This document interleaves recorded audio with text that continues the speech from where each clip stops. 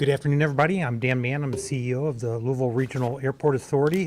Thanks for being here today. First, I'd like to really start just by saying, our hearts and thoughts and prayers are with all the families, friends, and everybody that's been affected by this tragedy. All the first responders that have been out spending a lot of hours last night, still going this morning. Really instrumental in us being able to open the airport. Special kudos to the traffic control and our folks at TSA who were here and available and getting this place ready to go. We are operational. We have one runway open. We do have some delays. We had 21 flights cancel yesterday. That's 16% of the total flights. And then as of today, we've had 16 flights cancel, 12% of our total flights. We expect there'll probably be many delays and a few more cancellations until we get another runway open. But we are operational. TSA is screening passengers and the tower is clearing aircraft. And so we are moving along in that fashion. The last part I'd like to say is the NTSB has arrived. They're on the scene. I expect you will hear from them later today. We don't have an exact time, but they are out on the airfield, and I believe they will be in sometime this afternoon, and you'll hear more information on that. That's all I have for right now, Mayor. Thanks, Dan. Good afternoon, everyone. First, I want to speak directly to the families who are still waiting for information about their loved ones. I know there are simply no words that can undo what happened, that can provide true comfort at this moment with lack of information and pain that you're feeling. But please know that everyone in Louisville, myself, all levels of government across the state, the federal level, we are all here for you. We are here to support you, to provide you with the resources that you need. People are working right now to get you the information you're seeking as quick as we possibly can, and we will continue to stay with you. This is not something that will go away overnight. We know that your pain will continue for days, months, years ahead, and so we are here to support each and every one of you. I was there last night at the Family Reunification Center to try to provide some comfort to families who are looking for information, and we're continuing to work every day. Also, to the rest of our city, no one should have to deal with tragedy alone. Whether you're the family member of someone who is still missing or have been notified as a victim of this crash, whether you're part of the UPS family, whether you know people who are part of the UPS family, everyone in our city, I know, has been hurt by this tragedy. And so we have resources available directly for the victims and for others throughout the city to help. And that's where I wanted to start today. First, if you're still looking for information about a loved one, please go to 2911 Taylor Boulevard. That's the LMPD training facility. That is where we have members of the LMPD Victims Unit, where the Red Cross, 7 counties, and other resources are available for families of individuals who may have been victims of the crash. Beyond just the families, again, know this is an incredibly difficult time and trauma impacts everybody differently. There are resources available throughout the entire city to provide help to individuals who are struggling to process this tragedy. If you feel like you have an emergency, a mental health emergency, please dial 988. 988 is a national number that can get you a mental health professional and some assistance to deal with your grieving, with your pain, with whatever you are dealing with.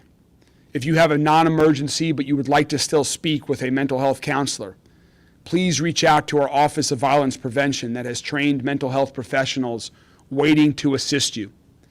That phone number is 574-6949. Additional beyond those resources, JCPS is out today. We know that there are families across our city that are struggling with hunger, with lack of food right now as a result of SNAP benefits being cut off, other issues in this challenging time. If you're in need of food today, if your kids are in need of food today because they are not in school, please reach out to Dare to Care at 966-3821. 966-3821. And also, as the governor just announced, we're not going to go over everything that the governor just provided in his briefing that he just made from Frankfurt. He is now headed towards Louisville to join Congressman McGarvey and me here shortly. We will not repeat everything, but I do want folks to know that we are working with Governor Beshear and his team on the relief fund for families of victims of this. We've had an outpouring of support already from local companies, local foundations, and individuals to ask what they can do to help. And so we're going to all partner on this together to support them. That's the Team Kentucky, Team KY Emergency Relief Fund.ky.gov. There's going to be more information put online about that if you're interested in supporting the families of the victims. A few other items on public safety. As we mentioned this morning, the shelter-in-place radius has been reduced to a quarter mile, and we will continue to reduce that as soon as we're confident that it is safe. Can continue to try to shrink that throughout the day. Air monitoring continues to go on around the crash site and around the city, and all residential water service is safe to drink. Everyone's water is safe to drink unless you have been specifically reached out to by the Louisville Water Company giving you an advisory. You should feel comfortable that your water is safe to drink. LG&E is getting power back on to those non-affected areas outside of the crash site right now. Last I heard, there were 135 customers still without power. Also want to talk about drones for a minute. Right now, there's a temporary flight restriction that's been put in place by the FAA surrounding the crash site. There's no reason for any drones from private individuals or other organizations to be flying right now. They could get in the way of our recovery operations. If you are flying a drone within this TFR area, we will find your drone and you run the risk of prosecution, of heavy federal fines. Please do not be that person that is getting in the way of our recovery efforts. Give our first responders, give the NTSB, give everyone the opportunity to deal with that site, and please don't use drones right now in that restricted airspace. Congressman McGarvey and I have been in touch since the first moments after this happened. I also want to thank Robin Taylor from Senator McConnell's office here. We've been in touch with Senator Paul's office, with Congressman Guthrie's office. In times like this, everybody puts partisan politics aside here in Kentucky, and we're all working closely together. Governor Beshear and his administration, my administration, and all of our federal delegation working together to bring whatever resources each of we can in partnership to get answers, to provide relief and resources, and to ensure that our city is safe and coming together to support those who are in need. Congressman McGarvey and I also just left a meeting with the NTSB, and I'm going to now turn it over to Congressman McGarvey to say a few words about that meeting and share a few things about next steps. Congressman McGarvey. Thank you, Mayor Greenberg. I really appreciate your leadership at this time and everything you're doing in both mobilizing people, mobilizing emergency crews, making sure people have what they need, but also for your compassion, your emotional leadership at this time. Reality is this rocked our community. Louisville looked apocalyptic last night. The images of smoke coming over our city, of debris falling in every neighborhood, people trapped in their homes, for the families who lost someone who won't be coming home. This is awful. This is not something you think happens here. And when it does, it impacts every single one of us. I'm a lifelong Louisvillian. To answer the question, I went to Manual High School. Everybody here knows everybody. We're the biggest small city in America, and if you don't know someone directly impacted by this, you know someone who does. But this is when we're also at our best is when things are worst. And we come together. And I can tell you, we're all working together. The mayor's office, the governor's office, Senator McConnell's office, Senator Paul's office, Congressman Guthrie's office, the entire delegation. We are bringing the full resources of the federal government to bear on this tragedy to make sure that we get answers as quickly as possible, but also, and I stress that those answers are correct. And it can be frustrating. We all want to know what happened right now. We've seen some of the images online, and there's a lot of internet sleuths. The NTSB is here. They have a full team. What does that look like? 28 people from the NTSB are here on the ground, plus the support network back in Washington, D.C. They are going to analyze absolutely every bit of what happened.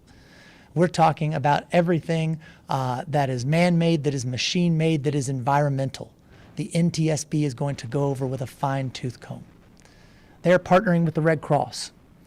They are not only investigating the crash, they are providing direct assistance and communication with victims' families. We are thrilled that they are here. It's going to take a little while, but we will work with them, with everybody involved, to make sure that we know what happens in this instance. There's so many stories of loss. There are also so many stories of bravery. I said last night Louisville looked apocalyptic, awful.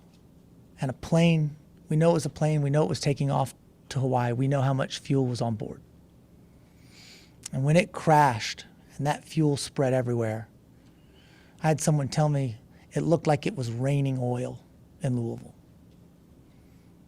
But the Oklahoma Fire Department, it's their jurisdiction. And Chief Little, you and your firefighters did not hesitate. You put your gear on, you got in those trucks, and you raced head first into a truly apocalyptic scene without regard to your own safety or well-being, to do what you do best, to protect our community. Every single one of your firefighters was out last night with the hundreds of others from not just across our county, but across our state. We are extremely grateful for your bravery. We're extremely grateful for your training. It was just 2 weeks ago that we were training for something unfortunately like this. We're grateful for what you do. We're grateful for how you do it. And I want to invite Chief Little from Oklahoma to come up and say a few words.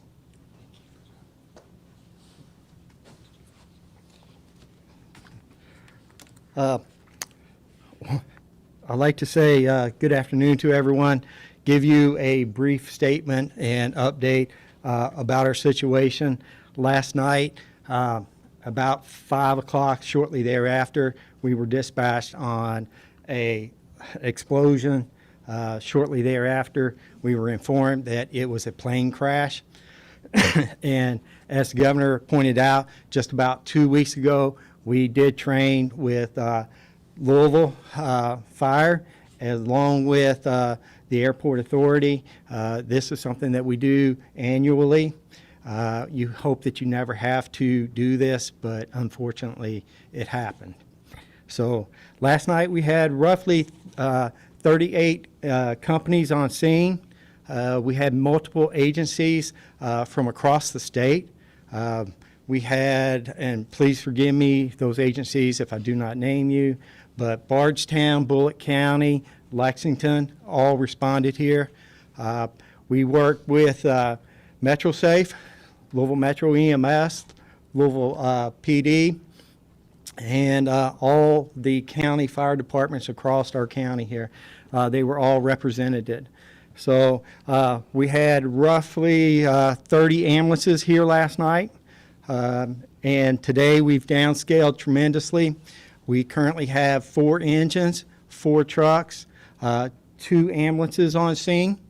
We have roughly 30 to 40 firefighters that are on scene. We have a SARS team. It's a search and rescue team that is represented by all the county departments along with Louisville Fire, and there's approximately 40 members here doing search and rescue through the debris zone. So let's see. So We are currently working with NTSB. We have some hot spots that are out there that we're trying to, some of them we're going to let burn. They're so insignificant right now, but as they flare up, we will extinguish them.